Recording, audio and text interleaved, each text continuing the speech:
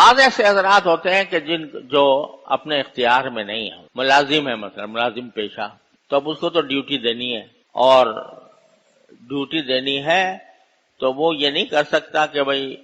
میں اپنی ملازمت کے جو 8 گھنٹے ہیں اس کو 6 گھنٹے کر لوں یا 5 گھنٹے کر لوں، خود اپنے اختیار میں نہیں۔ تو اس کے بارے میں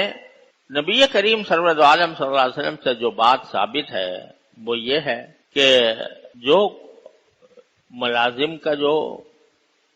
کہنا چاہیے افسر ہے یا حاکم ہے، اس کو آپ نے ترغیب دی ہے، اس کو یہ کہا ہے کہ بھئی جو تمہارے پاس ملازمت کر رہا ہے تو رمضان کے مہینے میں اس کو ذرا کچھ اس کی رعایت کر لو، اور حدیث میں الفاظ یہ ہے کہ من خفف عن مملوکہ فی رمضان خفف اللہ عنہ یوم القیامہ او کما قال صلی اللہ علیہ وسلم، کہ اگر کوئی افسر، کوئی حاکم، وہاں آقا کا لفظ ہے، کوئی آقا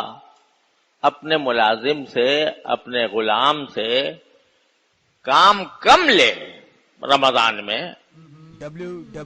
اور اس کے اوپر تخفیف کا معاملہ کرے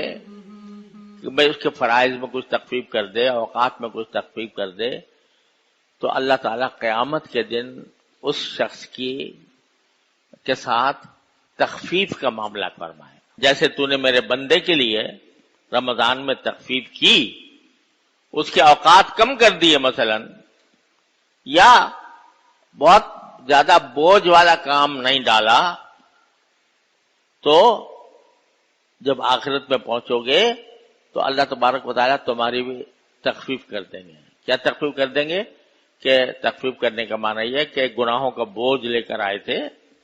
اعوذ باللہ، تو اللہ تعالیٰ اس بوجھ میں کمی کر دے گا، اس بوجھ میں کمی کر دیں گے۔ تو اگر تم یہ کام کرو گے کہ اپنے ملازم سے، اپنے زیر دست سے، اپنے نوکر سے یہ سوچ کر کہ بھئی یہ رمضان کا مہینہ ہے تو اس کو ہم زیادہ سے زیادہ وقت دے دیں کہ یا تو وہ عبادت کرے یا آرام کرے، تو اس کے لیے ہم اس کو زیادہ وقت دے دیں،